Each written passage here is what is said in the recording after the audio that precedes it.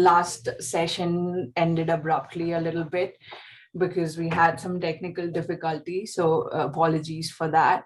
We're going to do the concluding session in this time with JJ, and there were so many amazing perspectives that were discussed in the last session that everyone had really good ideas and opinions about how science can bring more objectivity, or religion or philosophy can help lend diverse perspectives. There were not too many takers on art, so today we'll just go over all the things that we listened to and learned last time, and we'll definitely arrive at a better understanding once JJ explains his take on the debate from the last session. So I will request Baba Shri to start his lecture. Thank you, Baba Shri, for being here. Thank you. But some of the youngsters who participated are not participating. Yeah, right now we only have 12 participants. 12, yeah. Yeah, so we are recording the session. We'll post it on the group. Okay. Yeah. Last time we heard about the art, philosophy, religion, and science. Different opinion and the remarks of the different participants. Today's talk, I would like to clarify certain background that we must be clear of, because unless we are clear of we have a clarity of the background, there is no point of discussing this or that. Which method gives us the certain knowledge, and which method does not give us certainty in the knowledge. So first of all, we must understand that among all conscious beings, human being has a unique self-awareness as well as awareness of the surrounding, which starts from the family to the billions and billions of galaxies which are there in the universe. We have that awareness of with our own self. That's a unique aspect of the human mind. Secondly, in that we are perceive multiplicity. So the basic issue here is that multiplicity is the truth or the unity of the truth. So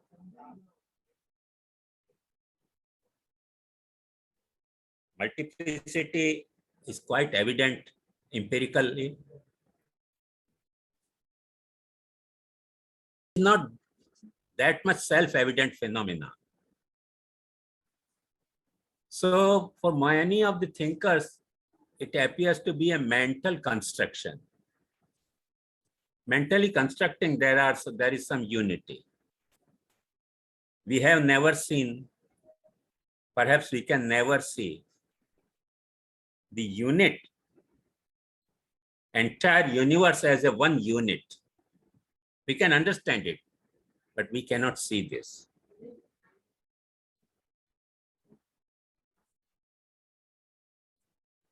And when we reflect upon this problem, what we find that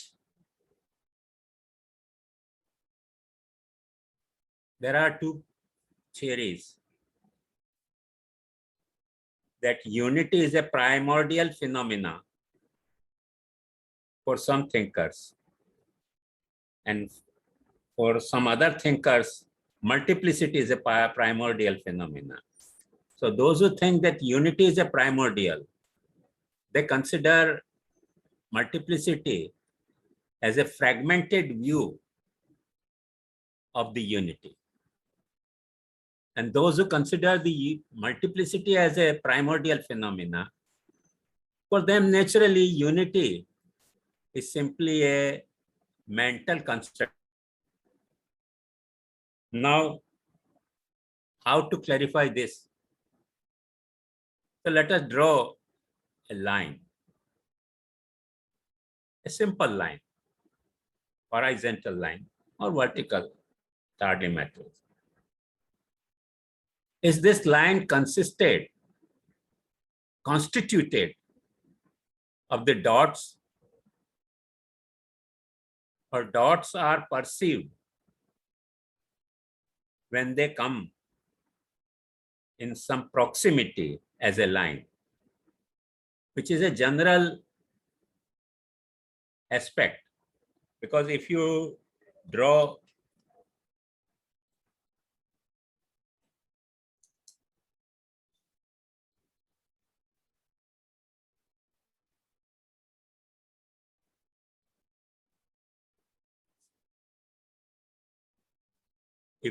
such line, dots, that dot also appears to be a line in a linear form. So whether these dots are the reality, now if we check the printing technology or this mobile, all the pixels make one whole picture. So we feel that the dots are the primordial reality and the concept of line is a mental construction. Because if we go far away from the viewer, then different dots appear like a line. So that's the basic problem. So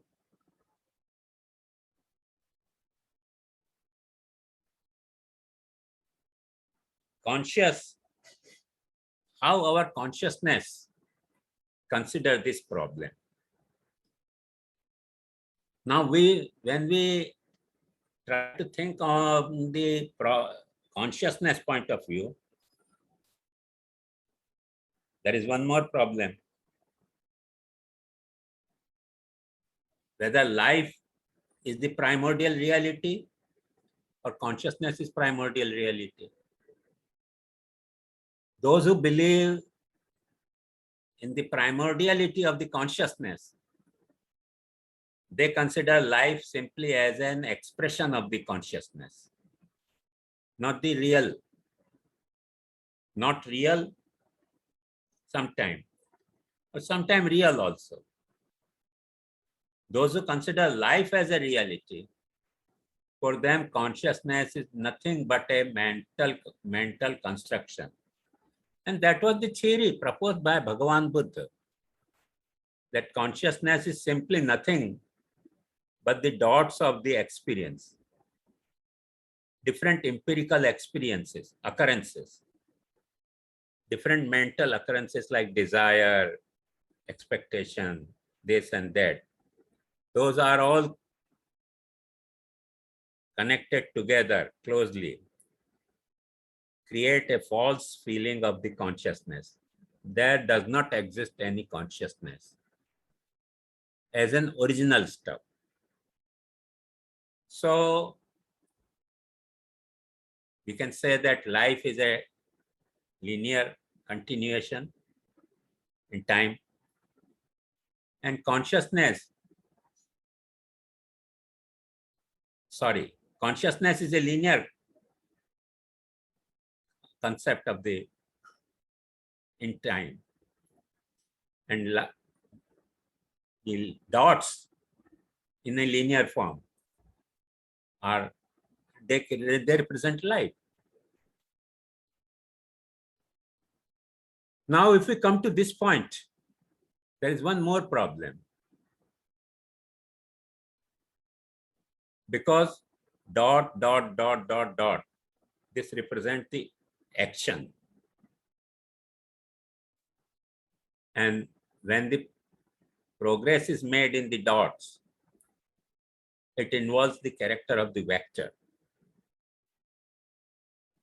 But when we consider the nature of the consciousness, it is not the nature of the vector, it is the nature of the scalar, because it does not have any direction. Direction from the past, present to future, which life has. Life takes birth, life is sustained, and life ultimately gets switched off. So it has a vector nature. By consciousness, at present in our consciousness, we feel we can be aware of the past, present, and future simultaneously. So consciousness has a nature of the scalar. Again, the same problem. So if it is a scalar, the time is a part of the consciousness. Consciousness is not part of the time. And life is a part of the time. Because during the continuation of the time, life takes place and gets deleted.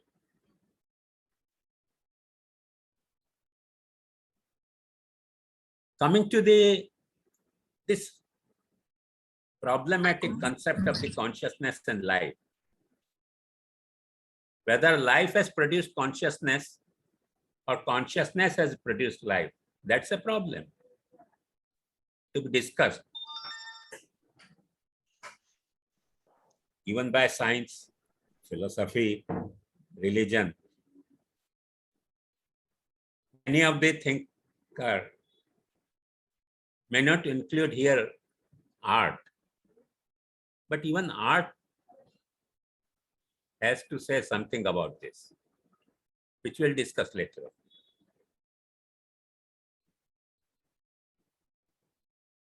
I would like to say here in this juncture, at this juncture, that our understanding,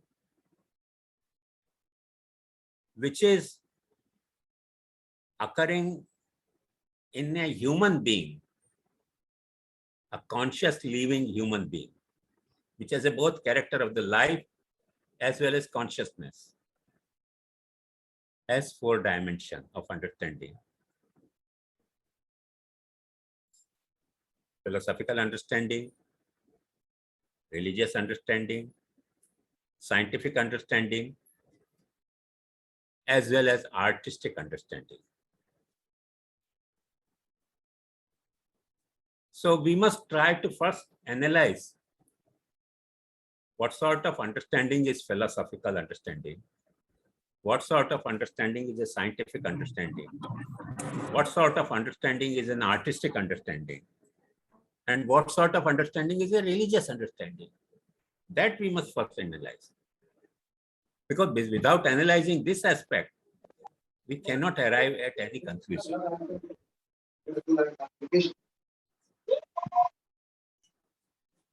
Any question?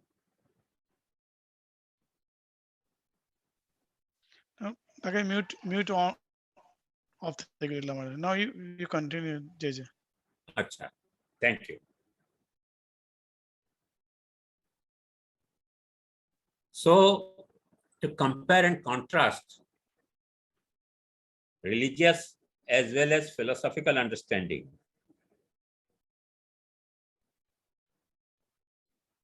both this really understanding are a typical awareness of mental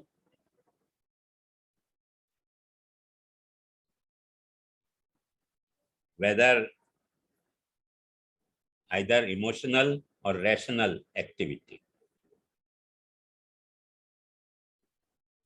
I would like to put religious understanding not necessarily as a rational activity of our mind, but emotional activity of our mind. Because all the religions have certain faith or belief or devotion or shraddha as a foundation. Afterward, we may rationalize it, but its root is faith, which is a emotion, trust, which is also a kind of emotion, and philosophy is not necessarily based on the emotion, but it is based on the rational activity of our mind.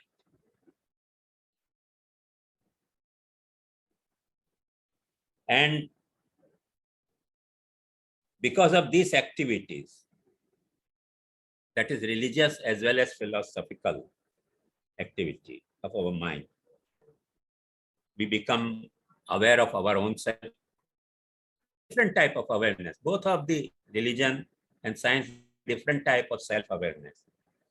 And both religion and science give a different type of awareness of our surrounding, which starts from the family to the galaxies and universe. Coming to art and science, we must note here that art as well as science both have a not simply mental, both are not simply mental activity, but they are experimental activity. They want to experiment something. What is the difference between mental and experimental? After all, experiment is also a mental, but all the mentals are not experimental, because our mind starts working and provides us reasoning, provides us conclusion, provides us doubt, sometimes emotional disturbance, sometimes emotional solution. All this mental activity, we do not necessarily experiment. So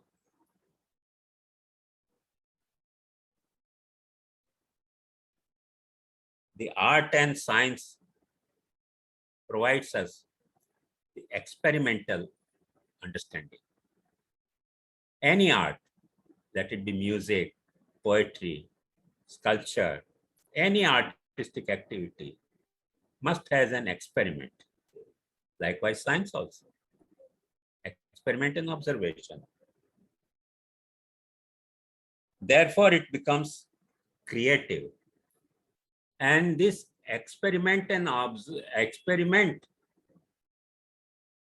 which guides us to create something, simultaneously give us some conclusion from the deductive or inductive reasoning of our mind, and makes us arrive at certain general conclusion in art as well as in science. Coming to the science and philosophy,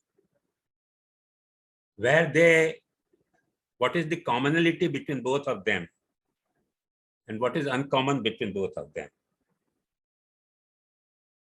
Science and philosophy both strive to assess our awareness for deriving conclusion based on the deduction or induction type of reason.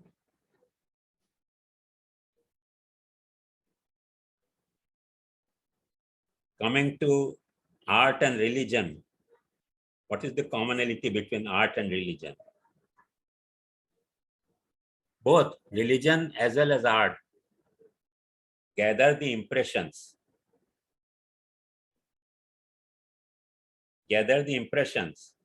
whether it is mundane or transcendental phenomena,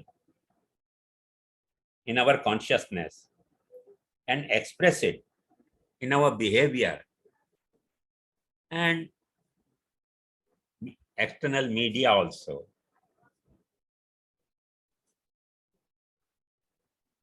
That is visual or auditory and so on and so forth. So the contradiction, both of all the four of this method of understanding, if they are coordinatedly, if they coordinatedly give us one conclusion, coordinated conclusion, then there is no problem. But suppose if they give contradictory conclusion, then arises the problem whom we should rely upon. What type of understanding give us the absolute certainty?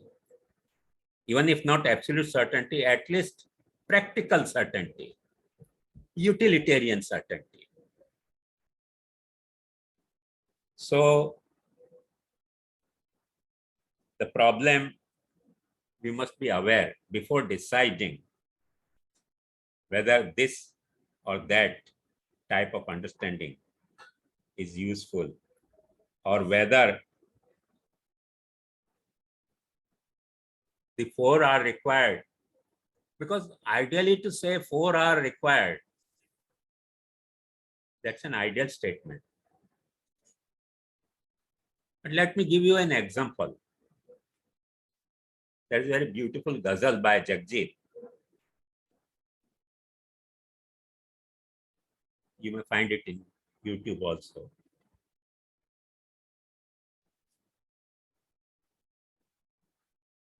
Where he says,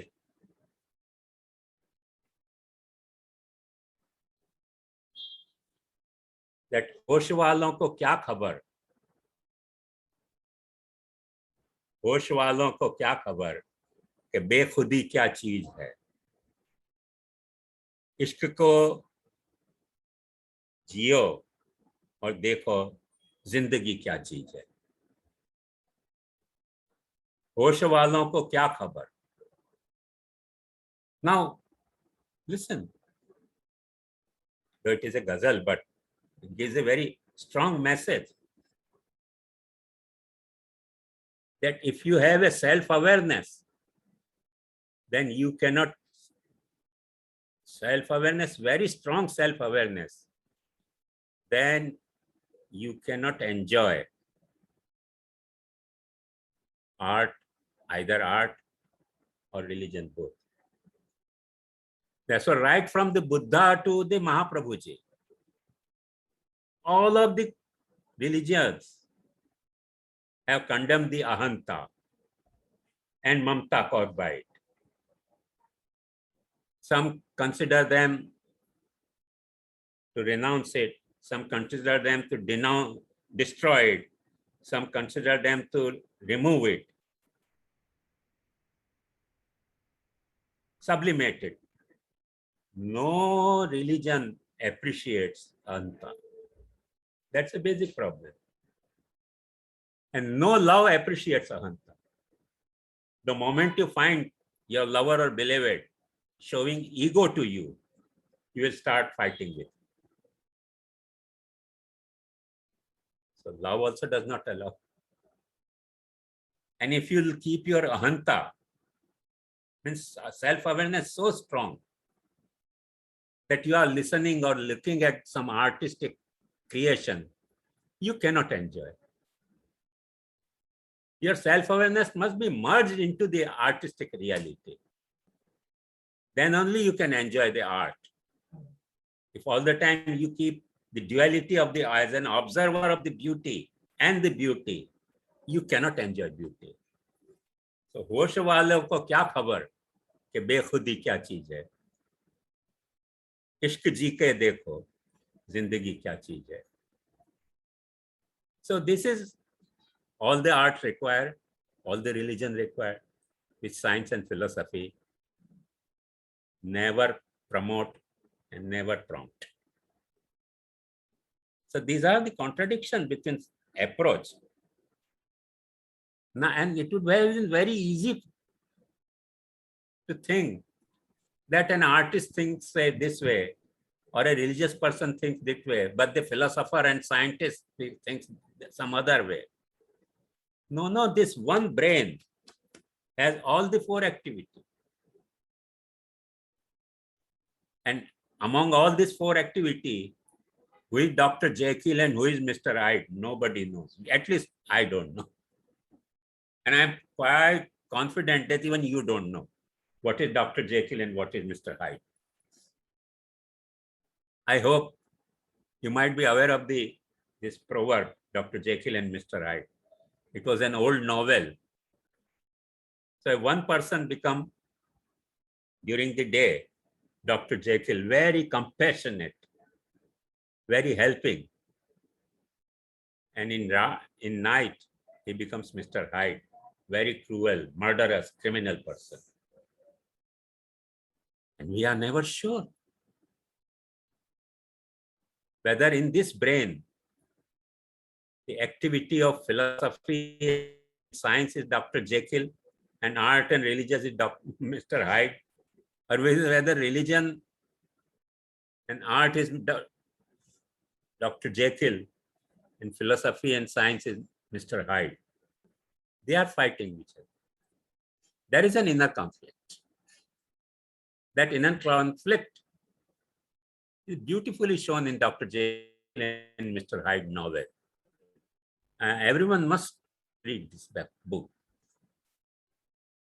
Though it is not popular nowadays, but in old days it was quite popular.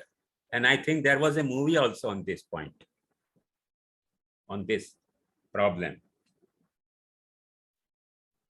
So coming to Nupur's presentation, where Nupur had shown a pot and a tree. What was third element? There was tree, there was a duck which looked like rabbit, then there was the elephant. I'll show the image. Elephant, yeah. Now the same thing can be interpreted from the different point of view. Everybody could recognize it that time. But did you mark or did you analyze at that time that their recognition was based on the teleological interpretation of it, or the causal interpretation of it, and etiological interpretation of it, or psychological interpretation of it? Because same thing, a tree. One who sees tree that provides us fruit is interpreting tree as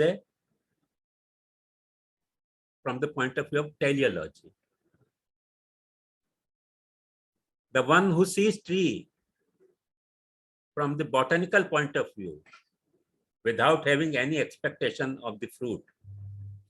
So it sees from the botanical point of view,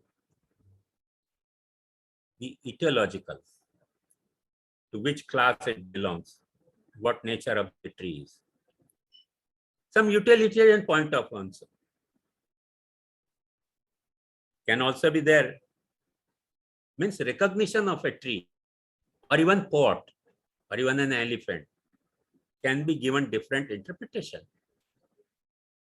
Now thing is same, but the interpretation differs. Thing is same, but their thingness differs. Everybody perceives the thingness with its own prejudice and pre-decided mindset.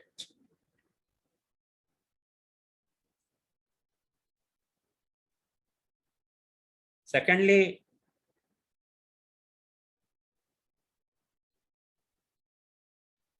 ideological understanding. Ideological understanding, I am I had been discussing, I was discussing the teleological understanding of a thing. But ideological understanding also can be there of any object, which originally Plato has given. I will give you some hint about it. Plato says, I have an idea of pot. That pot, that idea of the pot is a subclass of the idea of the clay. It's a member of the idea of the clay. That member of the idea of the member of the clay is again a part of the earth, idea of the earth. And that way he goes on to say that there is an idea of the God which includes all the idea. So all the ideas are derived from the idea of the God. Now think, give a moment thinking for it. We do not have an idea of the God at present, unless some Plato-like philosopher suggests it. We have an idea of the pot, we have an idea of the clay, we have an idea of the earth. But we go on generalizing the idea of the solar system, the idea of the galaxy, idea of the universe. So the idea of the pot is a part and parcel of the idea of the universe.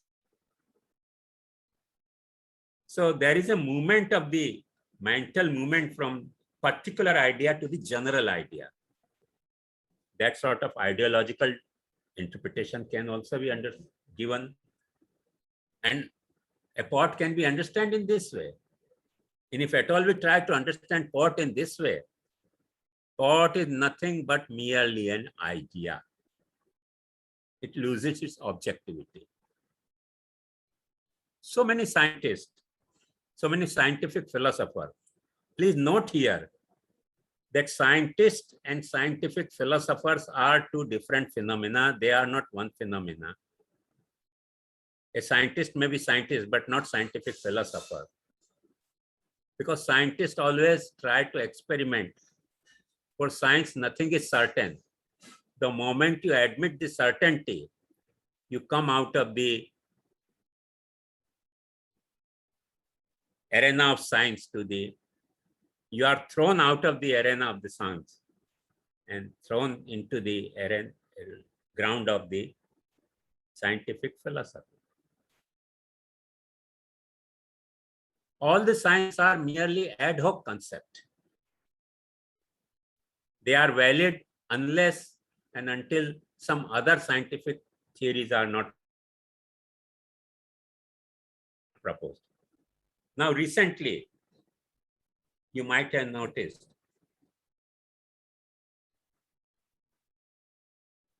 that Stephen Hawking had said the idea of black hole. So all the scientific philosophers started, not the scientists, because no, cannot reach to that extent, hasn't reached to this extent. So the philosophers started giving the explanation. The black hole must be the primordial phenomena out of which or in which this entire universe will ultimately merge. Recently, like black hole, white hole also found. And they say that it's the opposite of the black hole. Black hole absorbs everything and white hole star release everything. So it releases white energy, white matter, and that sort of star also is found. We know the history of the astronomy. Previously, black holes were not there. Unfortunately or fortunately,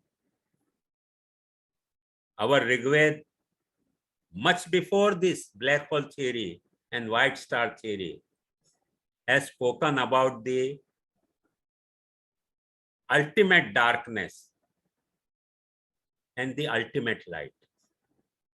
And referring to that ultimate darkness and ultimate light, Rigved says, Na sadasin no sadasit, tama asit tamasa gudam agre.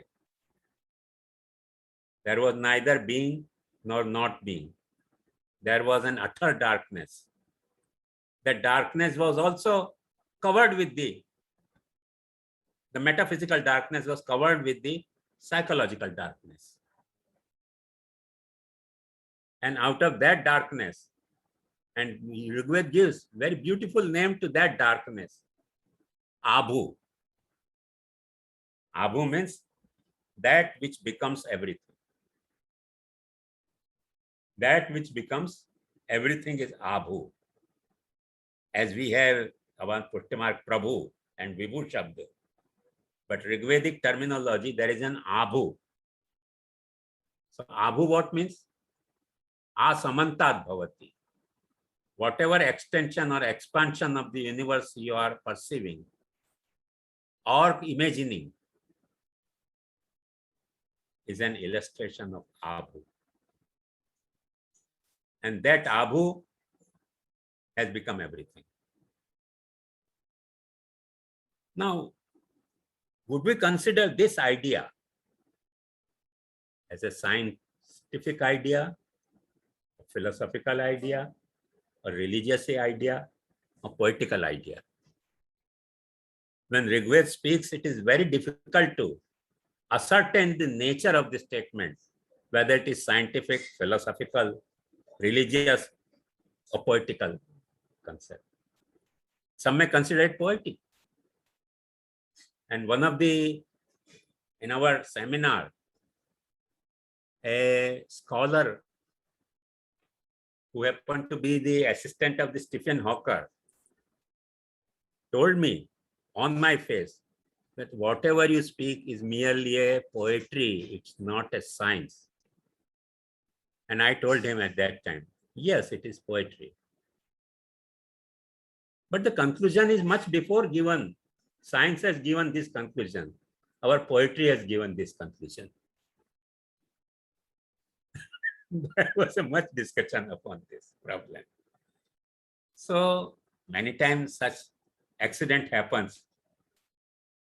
And we know in Western literature, H.G. Wells was such writer.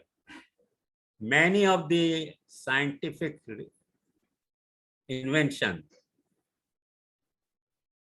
poetically, artistically, he has written in his different fictions, stories. And those have to come to realize. First of all, this red light,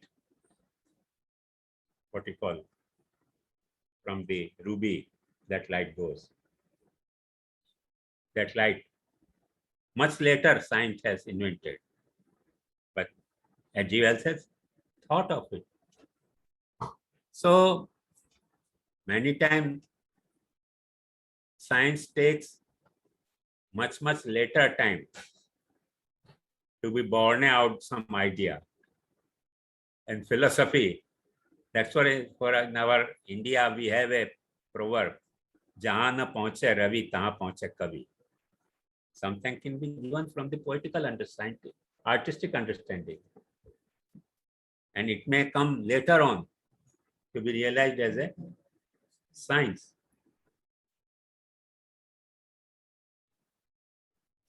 Let me share with you a very beautiful idea pertaining to this. Bertrand Russell was initially interested in philosophy, but he found that philosophy certainty is not self-evident. So he studied logic, and then he found that logic certainty is not self-evident. It depends on the mathematics. So he studied the mathematics and Principia Mathematica he has written in the co-authorship with the Ellen Whitehead. And then he found that mathematical certainty again depends on the logic. So Mary goes round and round and said that again I came to same point. So let us stop thinking philosophy and start thinking of politics. This is over to politics.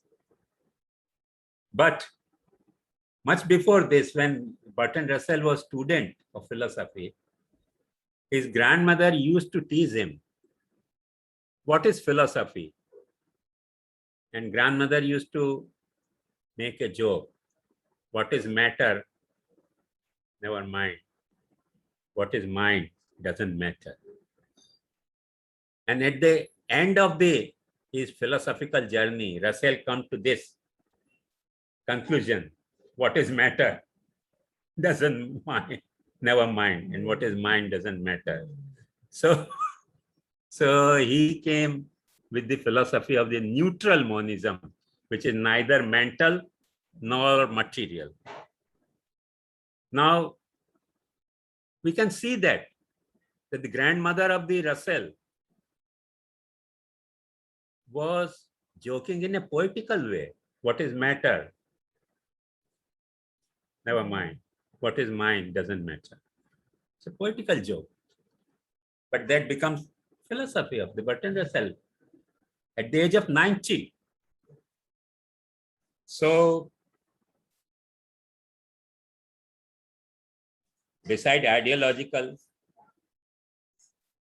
there is one more problem. And that problem is utilitarian problem.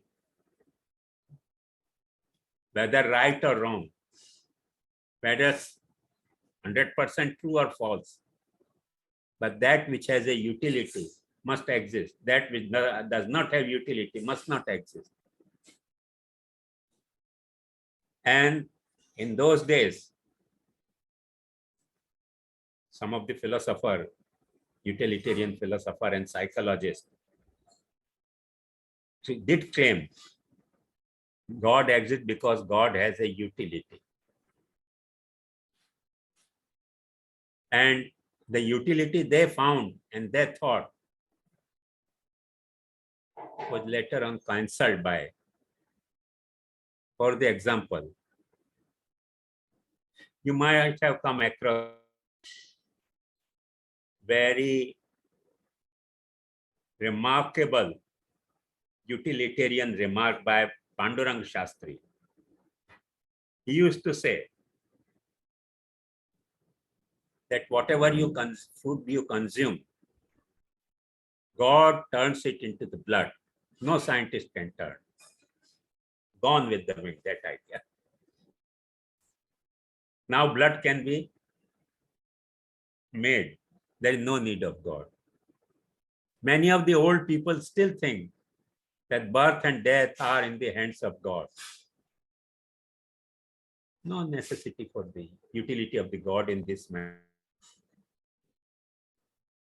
Because even if somebody dies, we can take his genome, his or her genome, and make a dolly reproduction thing. So it has came out of the hand of God. So utilitarian theory, no more a sufficient theory. Because when utility gets discharged, the utility also gets discharged. So these are the points I think we must consider in our problem before considering whether all the four types of understanding require coordination or required independent authority, or 1, 2, or 3 or more is valid and other are invalid. Now I invite the question. This is the basic problem, I think, that we must keep in our mind before discussing this problem. Am I clear, first of all?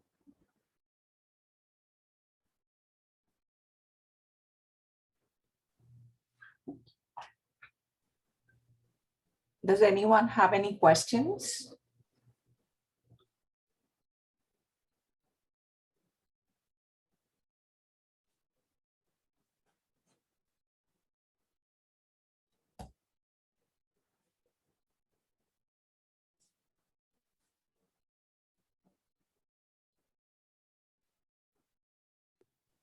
First of all, I would like to ask all the participants, does my explanation make sense or not?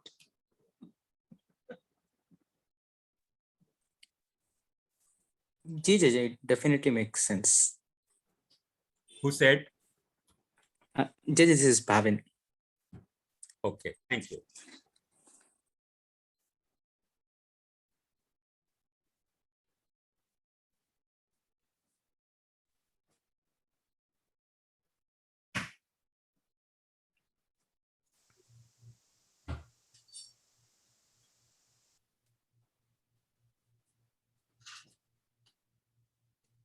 Anybody else? Please speak up.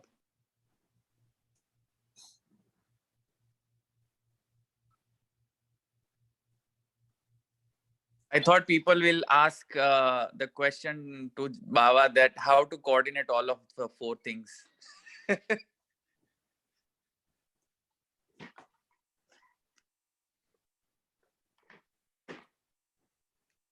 I have tried to deal only with the problem, not the solution, first of all,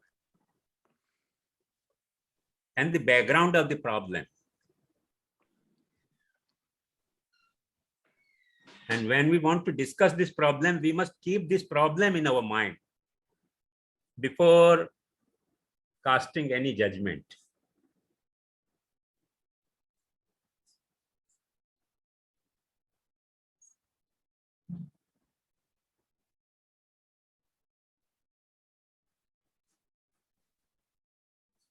I think I'm going to be honest, the problem is quite complex. So I'm still trying to process everything you just said. Please speak loudly. Please speak loudly. Your voice is very low. Can you hear me? Jay Dhanwat, can you hear me? Yeah, what Maitri is saying, JJ, is that the problem is, it's seeming very complex. She's still trying to process what the problem is.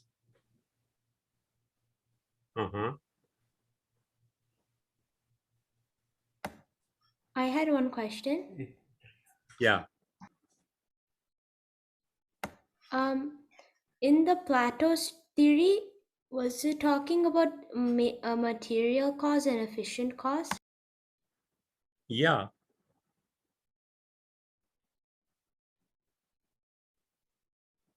So Plato had four types of causes: material cause, efficient cause, idea, and purpose. So the most general idea was the ideal cause. If you have read a bit of the Plato, you will find that a sculpture is made of the stone. So stone is a material cause. Efficient cause are the instruments which are on the help of which a sculpture made this sculpture. Then Plato considers the idea. So there is an idea in the mind of the sculptor, which he imprints on the media, stone. And then there is a purpose. Why? So Plato considers four causes.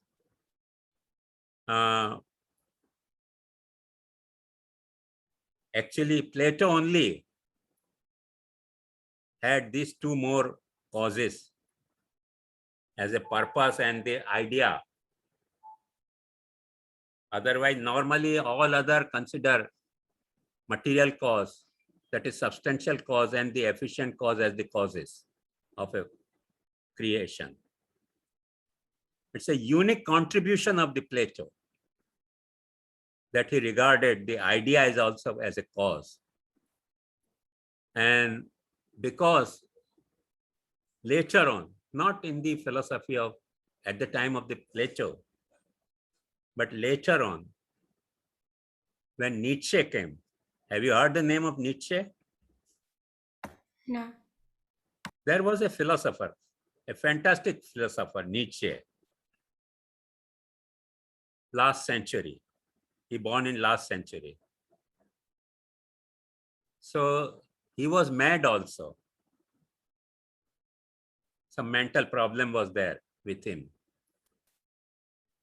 And he thought in his madness, because science has refuted the necessity of the God.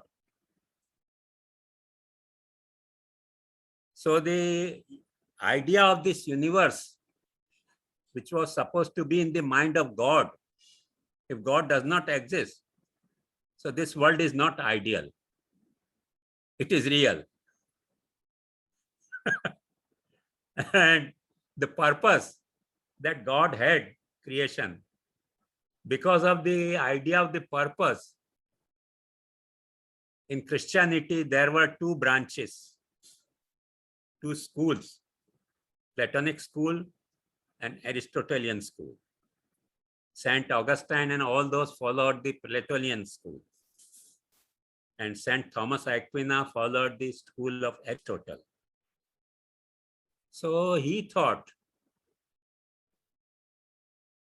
that since God does not exist, so there is no purpose in this world. So world is real without any purpose, and out of which this stand at the end of the First World War and Second World War, between the two world war, there was a philosophy called existentialism. That existentialist philosopher used to think that this universe is purposeless creation. So you have to create the purpose of your own existence, because your existence is also purposeless. And throughout the medieval period, all the Christians used to torture the atheists and the non-believers,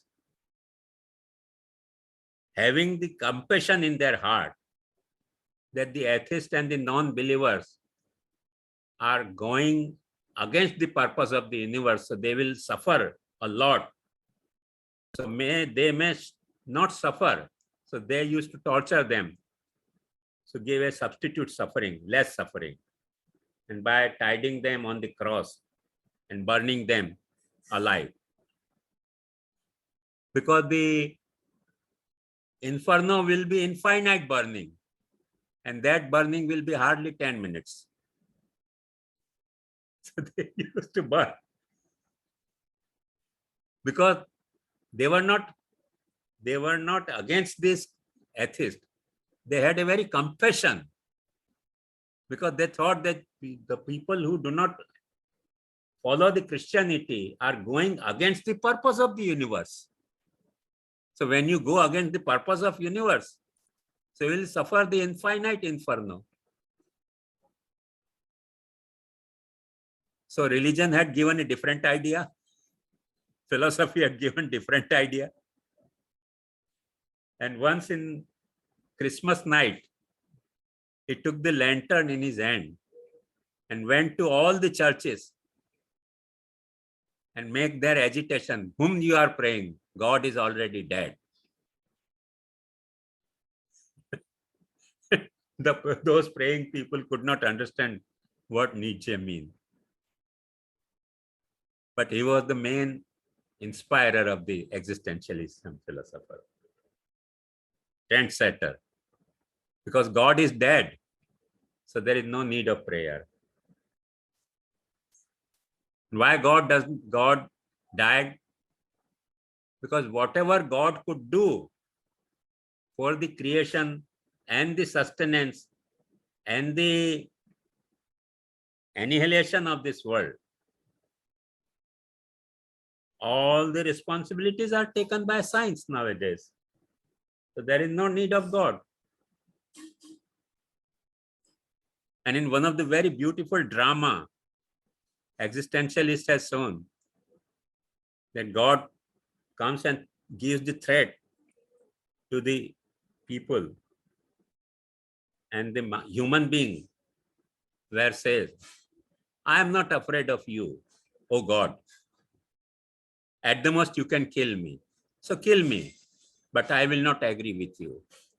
And then God run away from that point, that if you are not afraid of me, I cannot govern you.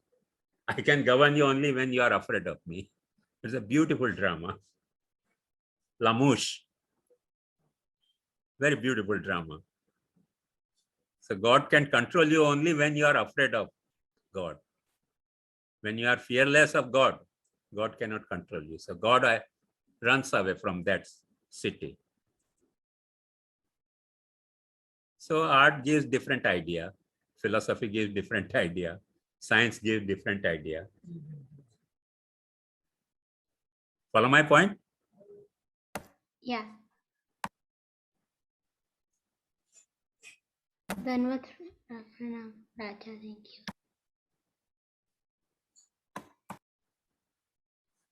I'm glad you have talked.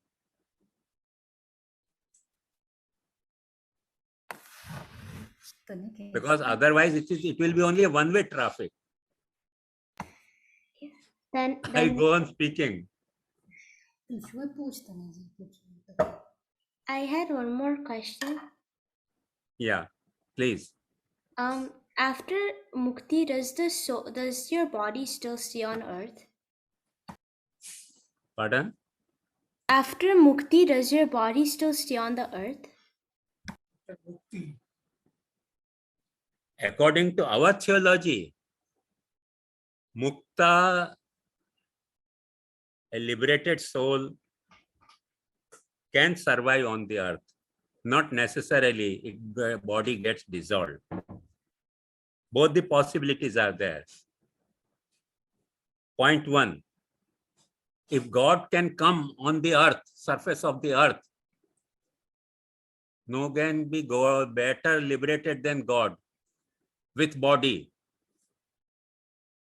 Why an ordinary soul cannot have a liberated character as well as surviving on the earth?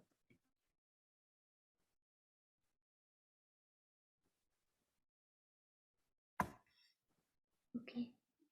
Then with Pranam, JJ. Thank you. Okay.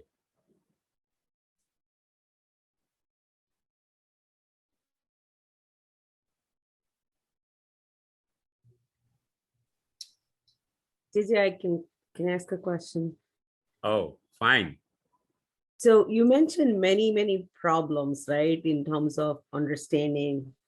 If we were to boil this down to one fundamental problem, we need to understand, what would that be? Please repeat your question. So you mentioned many different problems of looking at things.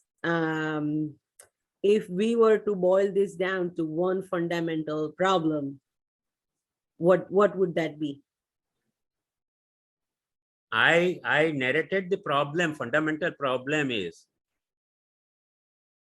that our brain has an activity of the understanding, has a brain of the emotion. Our brain's activity is of emotional activity, rational activity, empirical activity, and behavioral activity. So our brain works in all the four ways. And because of these four activities, these four branches of the knowledge arrived, or we have come construed the four type of understanding.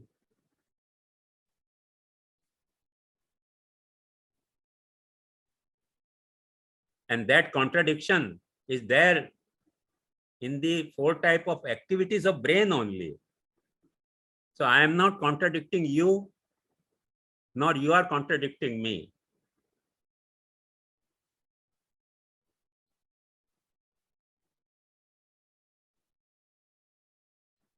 There is a very beautiful ghazal. अपनी नजरों में गुनहगार न क्यों होते शाकिर, दिल ही दुश्मन है मुखालिफ के गवाहों की तरह.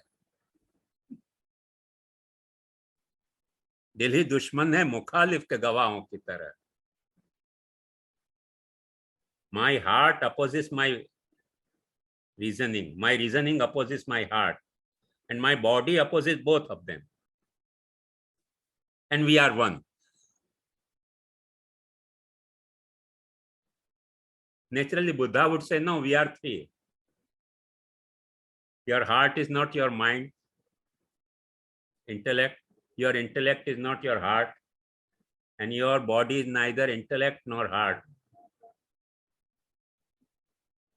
But Buddha was one,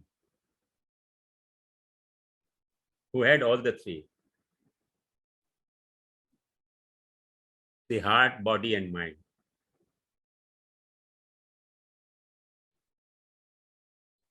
Through the mind, he opposed all the Vedic doctrine. Through the heart, he proposed all the Vedic doctrine. And through the body, he did not worship God, worship me. So he had all the three activities.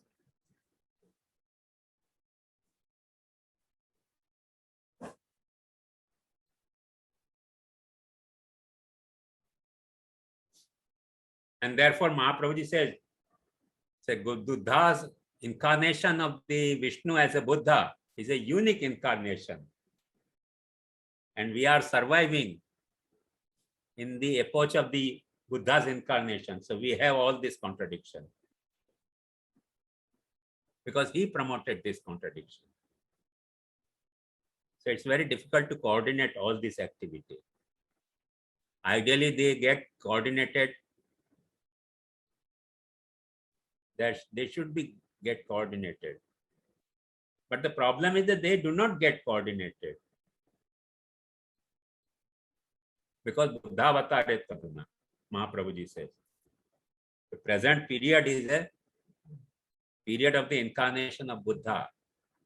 All the activities are contradictory to each other. Not the 2 or 3 persons, but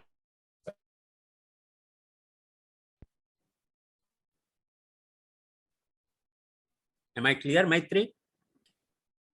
JJ. But now I have a follow-up question to that. That how do you then coordinate and come to the truth?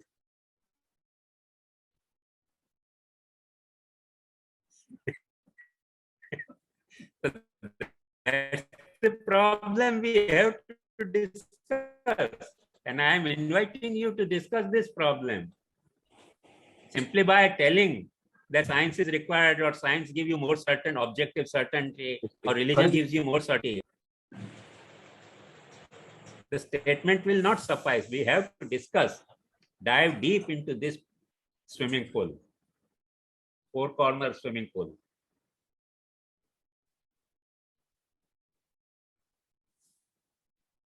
And as in all the swimming pools, 2 corners have a shallow water and 2 corners have a deep water.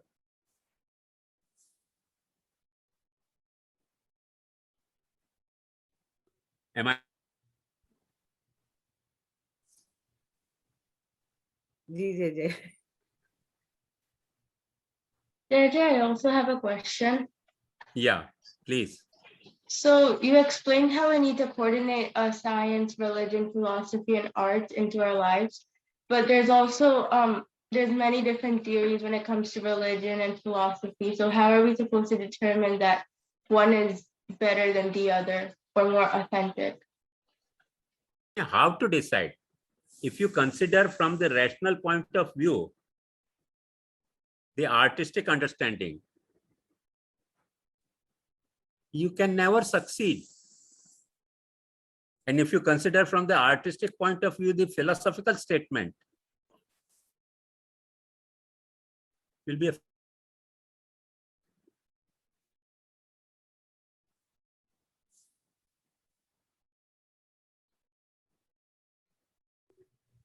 JJ, I think what she was asking was there are so many theories within religion, so many different religious concepts, so many different philosophical concepts, so many different scientific concepts. How do you decide which one you should follow? Is that what you're asking, Sanvi? Yeah. Yeah. Which one is better, she was asking. well, I would say पहले तो अपने दिल की रजा जान जाइए, फिर जो निगाह यार कहे मान जाइए. First of all, you should check your heart, what your heart says.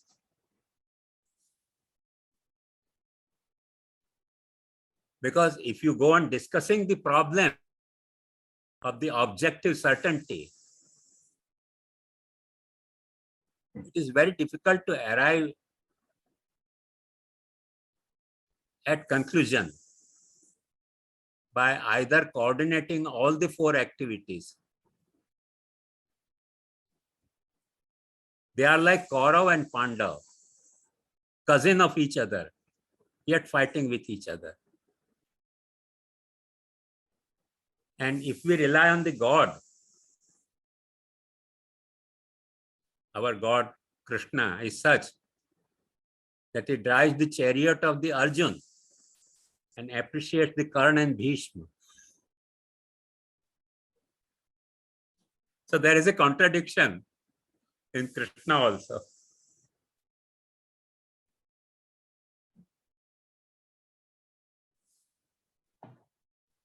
Okay, I understand now.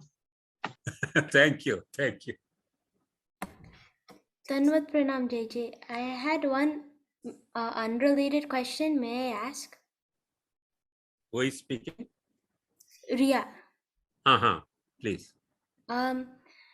So how can you dedicate everything to Bhagwan if some things you must do don't really relate to Seva or Bhagwan? Please repeat your question.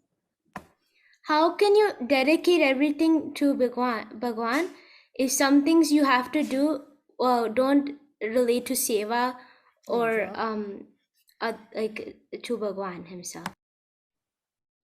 I don't get you clearly. Denver Pranam JJ, she's asking ki, if some things that we have to do, like doing a job or going to school, they don't relate to seva. So how can we dedicate everything to Bhagwan? How do we do it? Oh.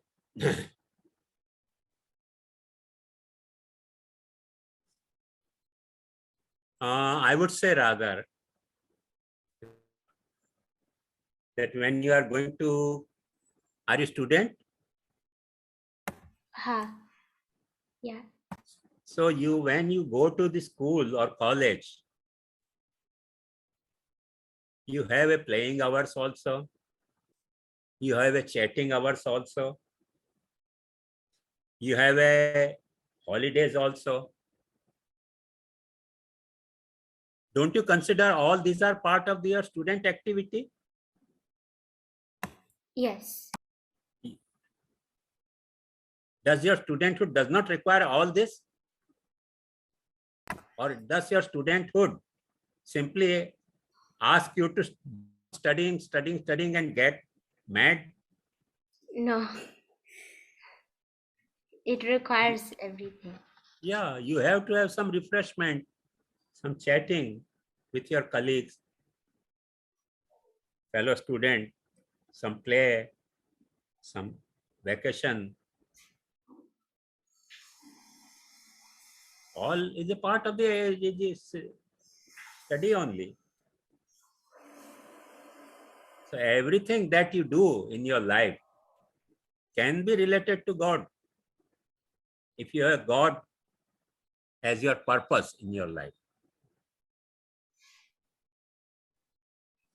And if you do not have a God as your purpose, that even you worship God, it is not related with God.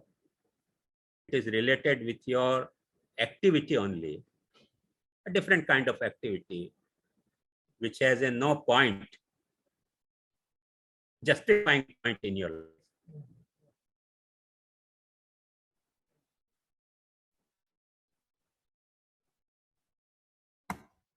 जी धन्यवाद प्रणाम JJ. Just to tell you, I consider this talk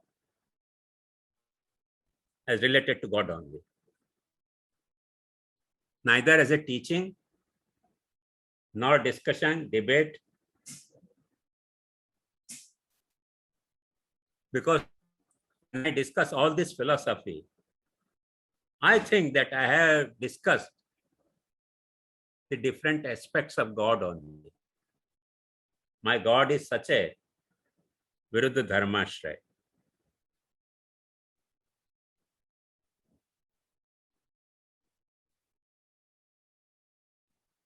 Coincidentia of contradictorum. Coincidentia of contradictorum means all the contradiction coincide there.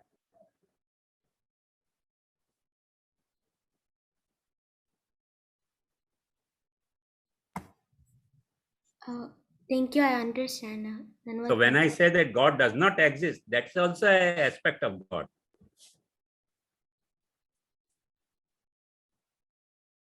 For your information. Because my God allows me to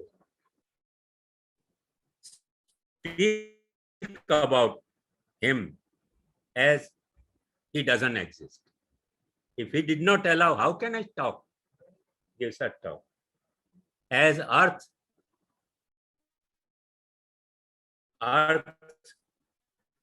keeps you attracted towards surface because of the gravitation. But earth does allow you to take a long jump. Does not earth allow you? Allows you. So likewise, God also allows to act against God. Or speak against God.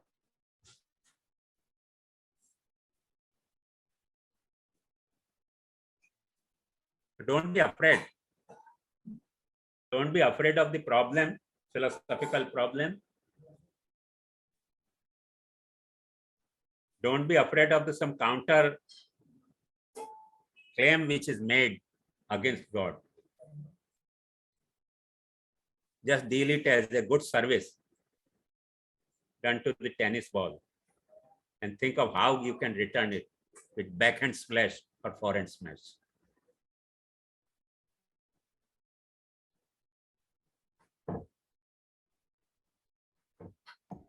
Ji JJ, thank you.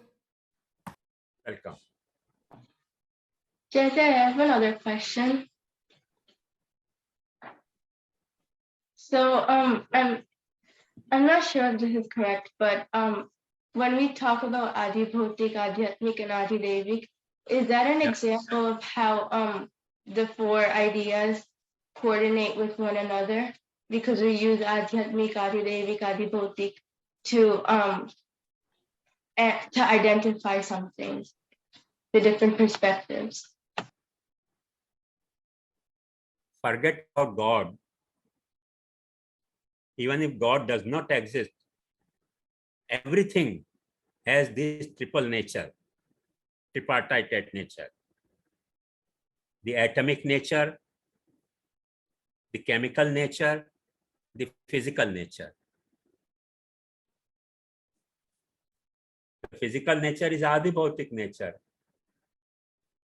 The chemical nature, the Adhyatmic nature, and the nuclear nature is an Adi Devik nature. So everything has a three nature, tripartite nature.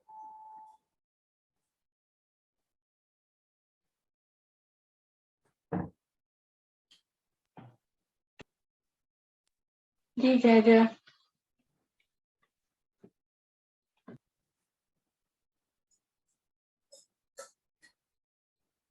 Shall we stop here or any more question?